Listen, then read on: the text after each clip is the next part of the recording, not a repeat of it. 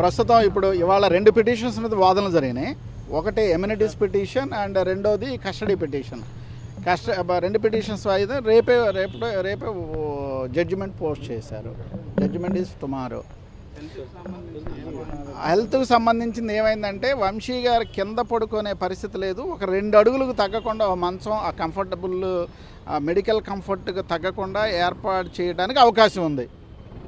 ఈరోజు డాక్టర్ వచ్చి కూడా మేమేం ఫిజికల్గా వెరిఫై చేయలేదు, కావాలంటే 3 డాక్టర్స్ ప్యానల్ వేసి వెరిఫై చేయించండి అని కూడా చెప్పారు. కానీ అంత అవసరం లేదు, ముందు మంచం ప్రొవైడ్ చేయండి అన్నట్టుగానే జడ్జి గారు చెప్పారు. జైలర్ గారిని కూడా అదే అడిగారు, వాళ్ళని కూడా తీసుకున్నారు. ఇప్పుడు కస్టడీ గురించి ఏమైందంటే, ఇప్పుడు కస్టడీ మనం బాగా ఆలోచించాలి. ఇదేమి అంతర్జాతీయ నేరం కాదు, లేకపోతే బోర్డర్స్ దగ్గర తగు కాదు. It is a simple case. ఎంత సింపుల్ కేస్ అంటే there is no metal at all. It is a toothless, nailless, nerveless case. అంత మించి ఏమీ లేదు దీంట్లో.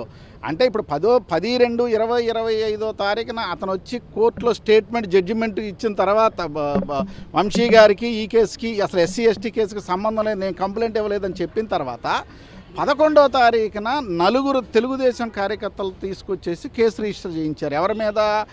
సత్యవర్ధన్ మీద, వంశీ మీద కూడా, వంశీ ఏవన్గా.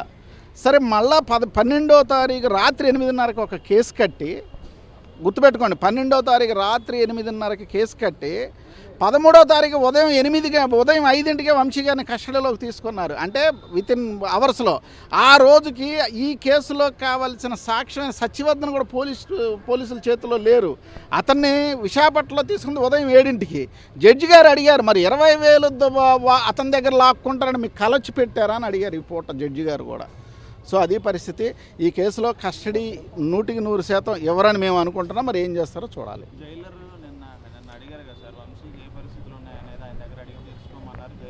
జైలర్ వచ్చి వంశీకి అందరితో పాటే చూస్తున్నాం తప్ప మేమేమి హ్యూమిలియేట్ చేయలేదు, అతని రూమ్లో కెమెరా మేమేం పెట్టలేదండి, కారిడార్లో ఉన్న కెమెరా తప్ప మేము అతని పర్సనల్ లిబర్టీకి మేము వ్యతిరేకంగా ఏం చేయట్లేదు అని చెప్పారు. ఎఫిడవిట్ కూడా వేశారు.